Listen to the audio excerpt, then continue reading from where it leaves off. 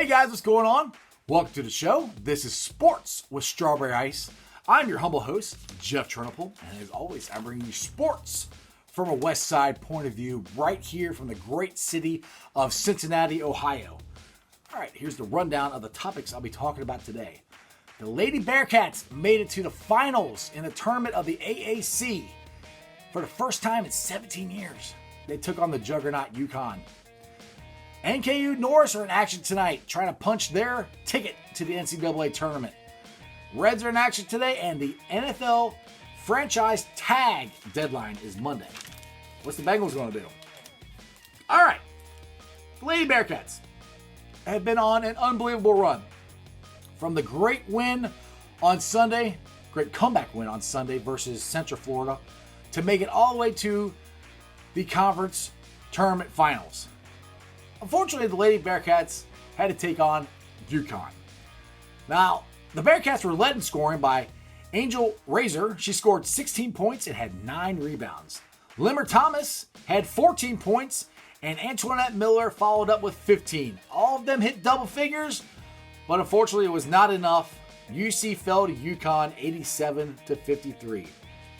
The Bearcats, that was their first time, like I said, in 17 years, first time in 7 years of the conference.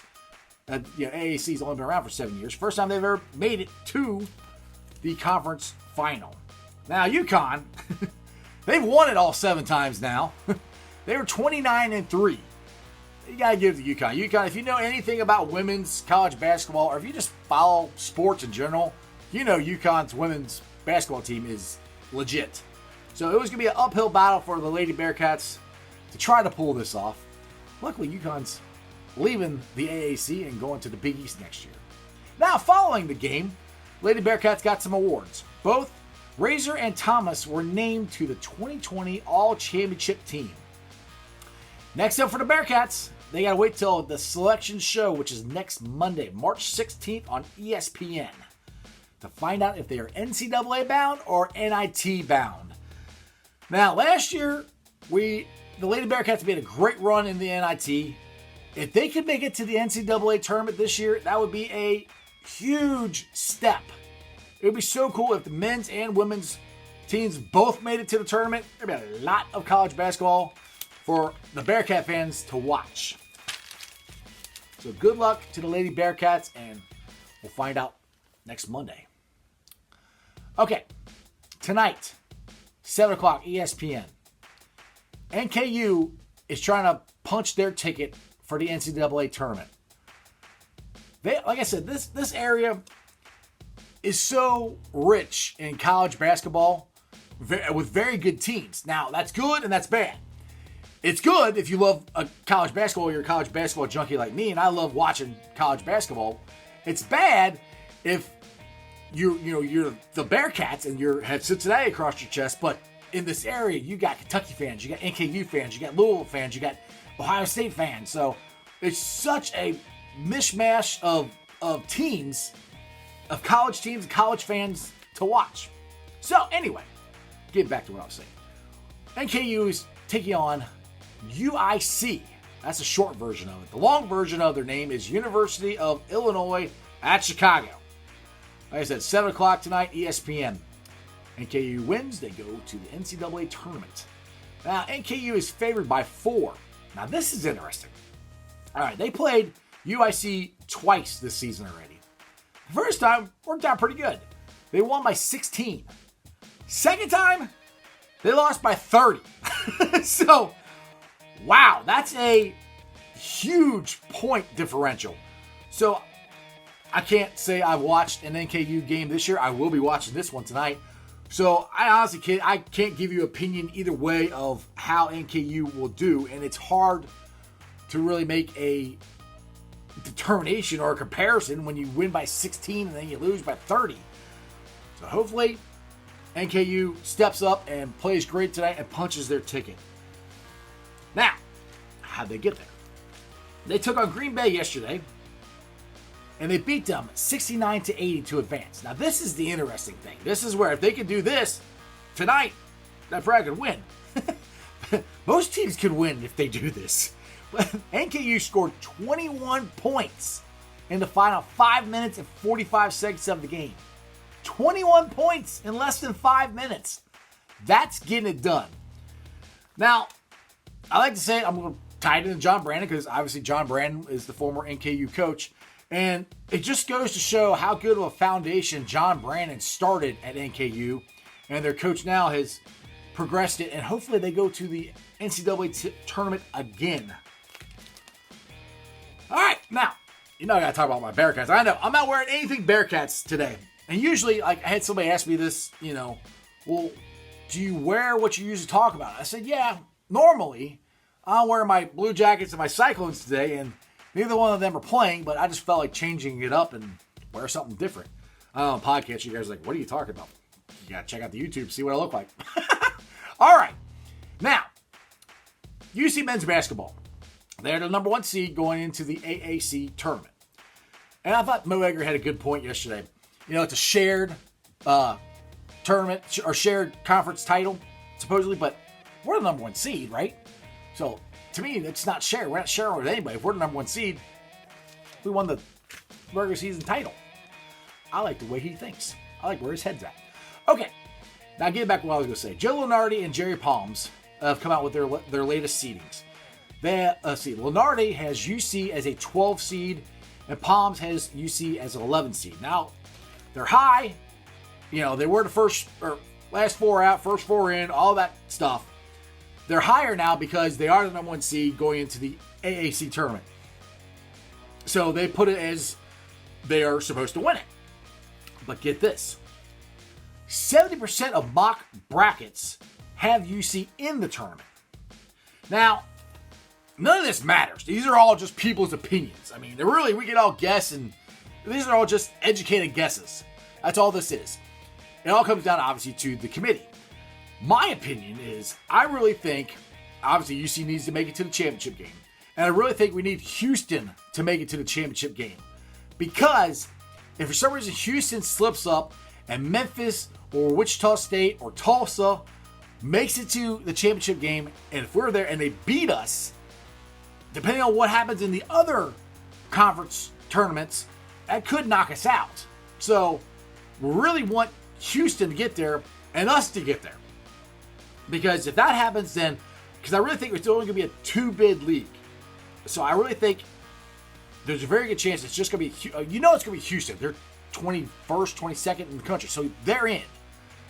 It's just everybody else has got to try to get to that championship game, possibly win it to get in. So that's where I really think we need Houston, and we need UC to be our opponent. Houston to be UC's opponent. Just my opinion. What do you guys think? Tweet me out. Facebook message me, Sports with Strawberry Ice. Twitter handle is Jeff A. Trunapole, TRENNEPOHL. And as always, this show and every show is brought to you by T Properties. Quality housing for quality people. Check out their website at www.tpropertiesllc.com for all your rental property management needs and rental needs. So if you got a rental property or whatever and you're tired of the headache of messing with rent or fixing it or whatever, check out T Properties. These guys are a great management team and they will take care of you. And if you're looking for a rental property, house, condo, apartment, all their available sites are, all their available houses are on their website. So check it out, tpropertiesllc.com. Excuse me. Okay, this was a tweet I saw. Now I think this shows how much of a family environment the University of Cincinnati athletic director is trying to provide. John Cunningham has only been on the job for a couple months. I still don't think his family is down here yet. I think his wife are still in Minnesota. The boys are going to finish out the school year and then move down to Cincinnati to be with their dad. Now, the reason I'm bringing all this up, I saw this tweet. Now, this wasn't a tweet from the University of Cincinnati, not directly. A Bearcat fan tweeted this out. But John Cunningham was at the AAC women's tournament. He flew home Sunday for John Brannon's father's funeral. Luke Fickle was also there. These 3 men really just got to know each other in the last couple months. And for these guys Fickell and for Cunningham to show up to John Brannon's father's funeral, to me, it's very heartwarming, and it shows how much they care and how important family is to these guys. And it just brings that family environment, I think, to the University of Cincinnati, a family atmosphere, and hopefully get some, more recruits and better, and, obviously, they all like it there. I mean, Fickell turned down Michigan State to stay here. So there's a lot of good stuff going on with these three men. And I'm very excited to see what the future is going to hold for these guys and the University of Cincinnati. But it was just very nice. Cunningham didn't have to do that. He could have just stayed. I'm at the tournament. I can't fly back. But he flew back to be there for John Brannon and his family. That's just very nice. I just thought it was a very, very, very nice gesture on his part. All right, I talked about it on the rundown. Monday is the NFL franchise tag deadline. Now, reports are the Bengals are probably most likely going to tag AJ Green. I think they will at this point as well. Because he's 31, 32 years old. The last 2 years he's been injury prone. I love AJ Green, don't get me wrong. But with this draft, there are so many wide receivers. They could draft one in the third or fourth round and be pretty good. Now, I do think it's important that AJ is here for Joe Burrow's first year, to have that veteran wide receiver there that he knows when all H's breaking loose, he can throw it to AJ and AJ can make a catch or make a play on it. So I do think it's important that he's here for Joe this year. Moving forward, he's probably going to go, because he's 31. He's going to be, I don't know what, 20 million, something like that, 10 million at least to sign him. And he's going to sign for 3 or 4 more years. And unfortunately, with the way the last 2 years have went, I don't think it's a smart business decision to sign him long term. And the Bengals are going to move forward. That's why I don't think we get rid of all the veteran guys. I want to keep Geno. I want to keep these guys. I want to keep our front four. I want to keep some of the veterans. I don't want to go completely young right now. At least, hopefully they have a great draft. Hopefully, when free agency opens up, the Bengals sign a cornerback, sign a linebacker, sign an offensive lineman. It's probably a pipe dream for me, but that's what I hope they do, because that would make sense.